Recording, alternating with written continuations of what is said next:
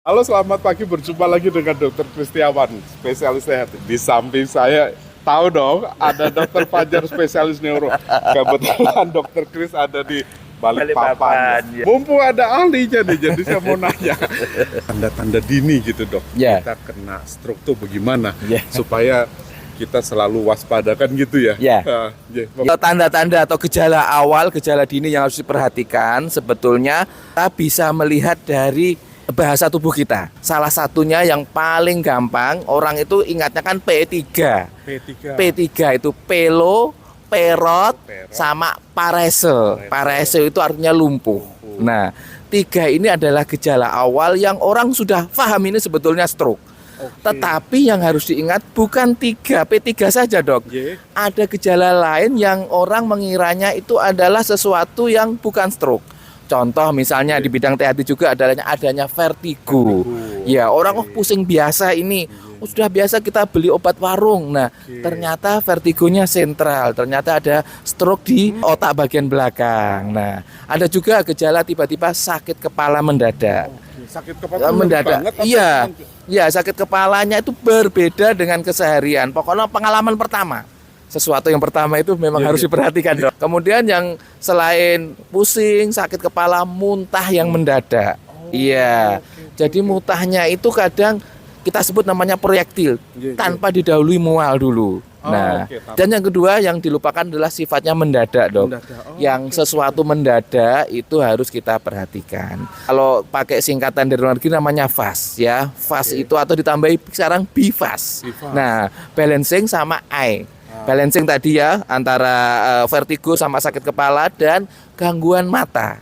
Ya, jadi kalau BFAST E-nya tuh I, jadi tiba-tiba matanya kabur.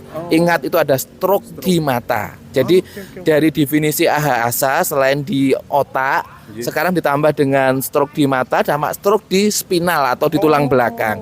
Definisinya diperluas, Dok. Nah, ini ada satu trik ini ya yang sudah saya share ke jutaan viewers itu, yaitu bagaimana kita bisa mendeteksi dengan satu gerakan yang itu bisa kita praktekkan. Kita begini ya, kita begini, kemudian tutup mata selama 30 detik. Ya.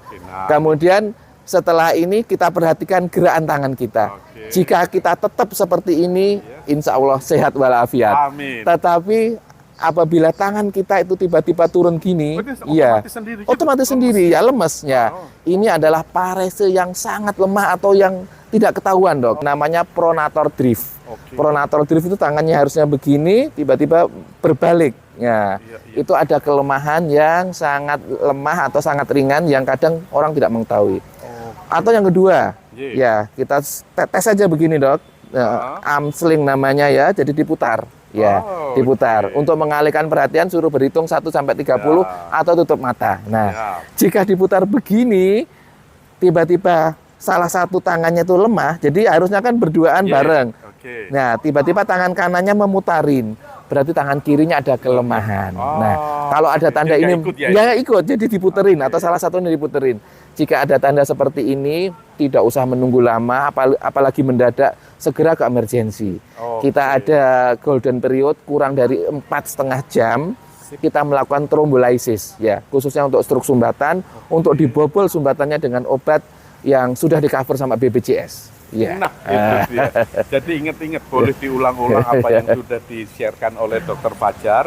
Kalau ini nanti kita ulang supaya teman-teman paham betul bagaimana kita mengenali gejala awal dari stroke. Dan yang paling penting golden period-nya adalah 4 jam, jangan sampai terlambat.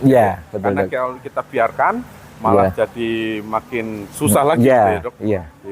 Dokter Fajar, terima kasih. Terima kasih, Dokter Kristiawan. Selalu, semoga Amin. Dengan keberadaan Dokter Fajar di Balikpapan bisa merawat pasien-pasien yang amin, Dok.